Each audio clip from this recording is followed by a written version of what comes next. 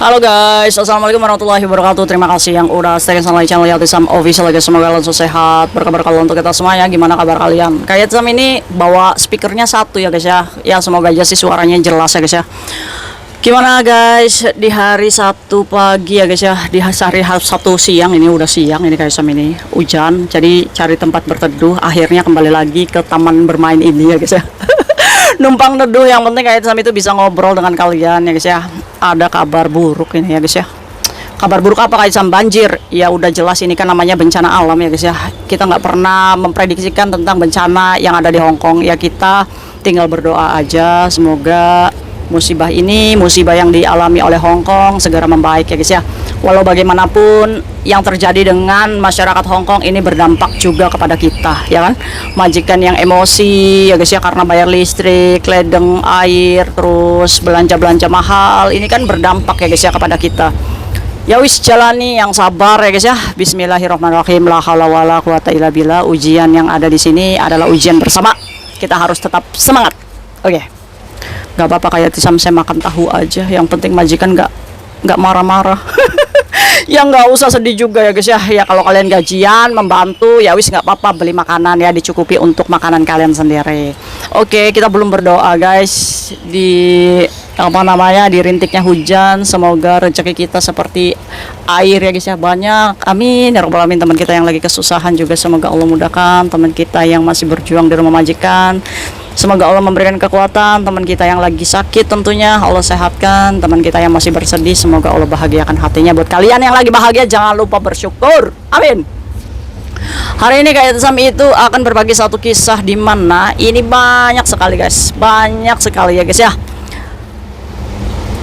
Imigrasi pernah berjanji ya guys ya dengan lembaga keuangan Enrich bahwa orang yang berhutang bank ini tidak ada urusannya dengan visa kerja.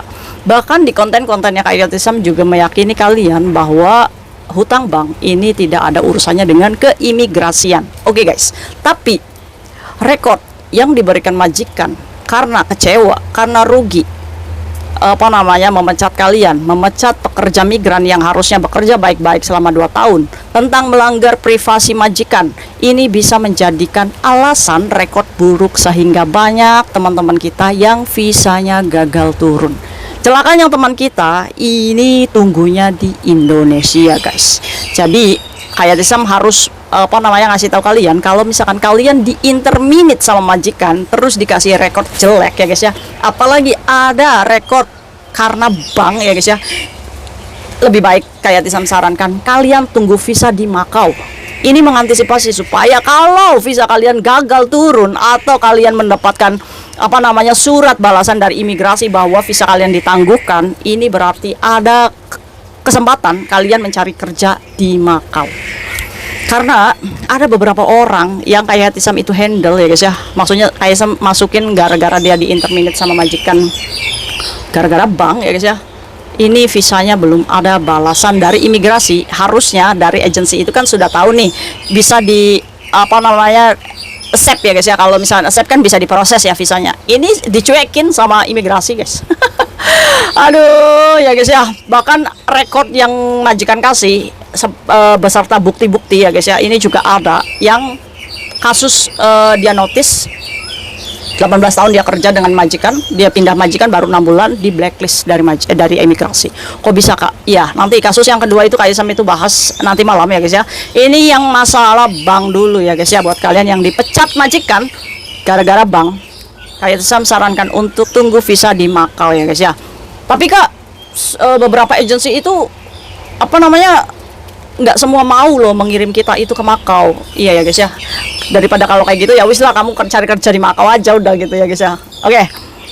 Singkat cerita guys, kita sebut aja Mbak Dila ya guys ya. Mbak Dila kerja di majikan ini baru 1 kontrak, dimana 2 tahun juga.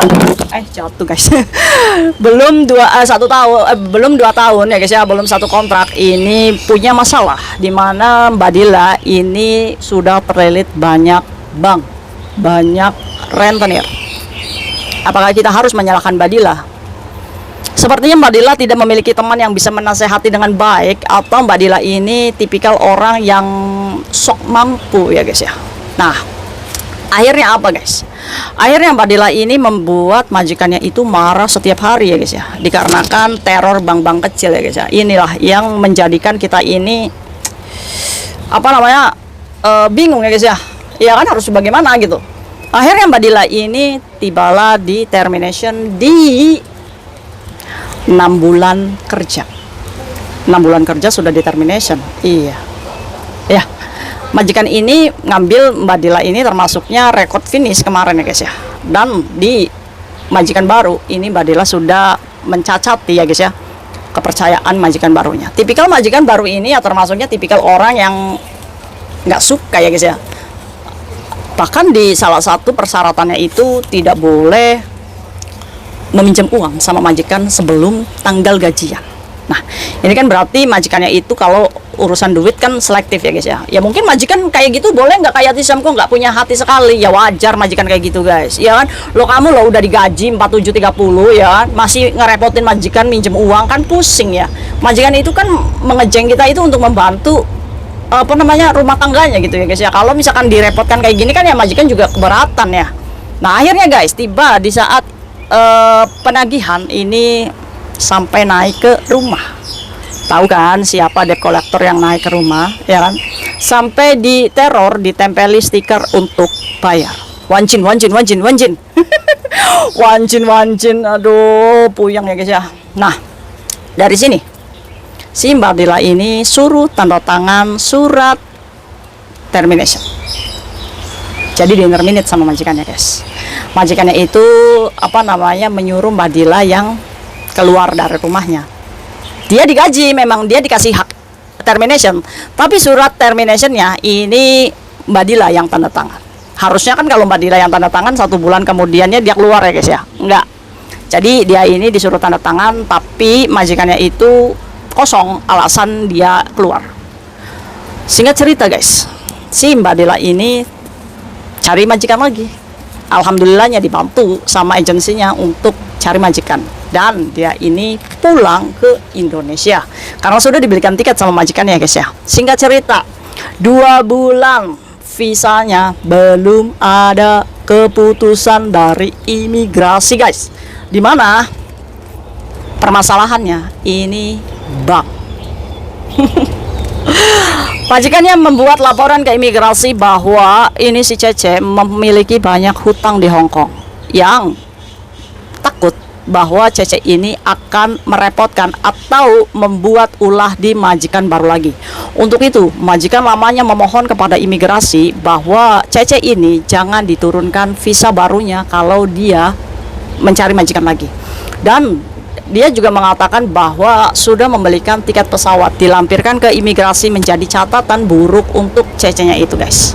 Nah celakanya si Mbak Dila ini tunggu visa di Indonesia. Harusnya bulan ini kan imigrasi sudah menurunkan visa baru ya dengan majikan, yang majikan ini udah nanya-nanya terus, ini gimana nih, ini gimana nih, ini gimana nih ya guys. Pada akhirnya boom, surat imigrasi itu meluncur ke agensi yang menyatakan bahwa visa Mbak Dila gagal turun. Padahal ini baru termination pertama kalinya guys. Sebelumnya kan rekornya finish ya guys ya. Ini Mbak Dila apakah berjualan di Hong Kong? No. Mbak Dila apakah mencuri? No. Mbak Dila apakah punya kasus money laundry? No. Apakah Mbak Dila juga memiliki data ganda? No. Jadi kasusnya dia pure majikannya memberikan rekod ke imigrasi untuk memohon kepada imigrasi kalau visa Mbak Dila tidak diturunkan. Karena apa? Karena bank. Jadi guys, sama itu ada pesan dari agensi ya guys, ada beberapa agensi ya guys ya, dimana kalau misalkan kalian bersangkutan dengan bank dan di-interminate sama majikan, dan majikan ini menulis rekod bank, ini menjadikan imigrasi berpikir ulang untuk memberikan visa kalian. Apakah ini berlaku gak? Apakah ini sudah hak paten imigrasi untuk tidak menurunkan visa? Itu ya suka-suka imigrasi ya guys ya. Dengan apa namanya, dengan laporan-laporan ya guys ya. Iya kan? Ini menjadikan imigrasi ini perlu nggak sih kita turunkan lagi visanya? Ini baru kerja 6 bulan loh. Iya kan? Udah bisa melanggar privasi majikan, udah melakukan kriminal dengan tidak membayar bank ya kan. Ini kan membuat imigrasi ya udahlah, fire. Karena apa? Ya karena banyaknya, tentunya banyaknya alasan majikan menginterminate kita gara-gara bank. Ini menjadikan imigrasi mensurvey ya guys ya. Wah, kok ini Cece kok banyak ya di interminate gara-garanya kasus bank, ya kan? Mungkin ini menjadikan imigrasi, ya udahlah, ini caranya kita mengurangi pekerja migran yang tidak niat bekerja gitu ya guys ya. Nah ini nih dampaknya nih kayak Tisam yang takut nih. Kalau misalkan memang kenyataannya kalian sudah gagal bayar ya guys ya, ya wis, oh gimana lagi, pergi aja ke Makau ya guys ya. Aduh, kayak Tisam memang hari ini mengedownkan kalian yang memiliki kasus bank ya guys ya, yang di interminate. Tapi kalau misalkan kayak Tisam boleh sarankan, lebih baik kalau misalkan memang kalian sudah terdesak nggak bisa bayar dan kalian takut majikan marah, kalian harus jujur sama majikan untuk meminta maaf. Bos, saya maaf, saya punya hutang di sini, saya sudah mengecewakan kamu. Nah kalau misalkan memang kamu tidak membutuhkan saya yang seperti ini, boleh nggak saya mengajukan notice, 1 month notice, untuk bulan depan saya sudah tidak bekerja dengan kamu. Saya khawatir kamu nanti mendapatkan masalah atau privasinya terganggu. Lebih baik jujur seperti itu guys. Mulai sekarang kamu harus berani jujur sama majikan. Jangan sampai majikan marah dulu baru menginterminate kamu, terus nulisnya bermacam-macam dengan surat bank yang masuk ke rumah majikan, itu menjadikan bukti yang dikirim ke imigrasi. Karena sakit hati mengambil kalian, mengejeng kalian, baru 6 bulan kalian sudah bertingkah sejauh itu. Inilah kenyataan yang harus kita terima bersama ya guys ya. Ini bagian dari konsekuensi kita. Buat kalian yang mungkin majikan yang marah, memfire kalian gara-gara hutang bank dengan merekrut jelek di imigrasi, lebih baik tunggu visa. Coba cari majikan dulu, tunggu visa di Makau. Saat nanti visa kamu gagal turun, kamu bisa cari kerja di Makau. Oke? Nah, ini Mbak Dila kasusnya sudah ada di Indonesia. Aduh, mengharapkan visa ke sini susah ya guys ya. Berarti apa yang harus dilakukan Mbak Dila? Imigrasi kan sudah nggak memberikan kesempatan dia turun visa ya guys ya, otomatis kesempatan pergi ke Makau ini kecil banget. Jadi saran untuk Mbak Dila, pergi ke Singapura, Taiwan, atau kemanapun, negara dimanapun Mbak Dila bekerja, insya Allah lebih berkah ya guys ya. Mungkin Hong Kong bukan negara yang beruntung ya guys ya untuk Mbak Dila. Tetap semangat Mbak Dila, berniatlah untuk membayar hutang ya, amin. Dimanapun bekerja, semoga Allah meridhoi kita bersama. Oke, belajar dari kasusnya Mbak Dila ya guys ya. Jujur, kalau kalian sudah tidak bisa membayar majikan, jujur. Majikan nih, kamu kalau udah nggak mau sama saya, udah saya mau notis ya majikan ya. Setidaknya di surat notis kita bisa membuat alasan ke imigrasi kenapa kita harus keluar dari rumah majikan. Setidaknya tidak ada rekod jelek untuk kitanya gitu ya guys ya. Jangan buat marah majikan kalian dengan memberikan nomor telepon majikan atau alamat majikan. Itu lancang sekali ya guys ya. Oke, semangat guys, semangat. Aduh ya guys ya. Mungkin itu aja sharing sama hari ini, semoga bermanfaat ya guys ya. See you next video guys, bye bye. Assalamualaikum warahmatullahi wabarakatuh.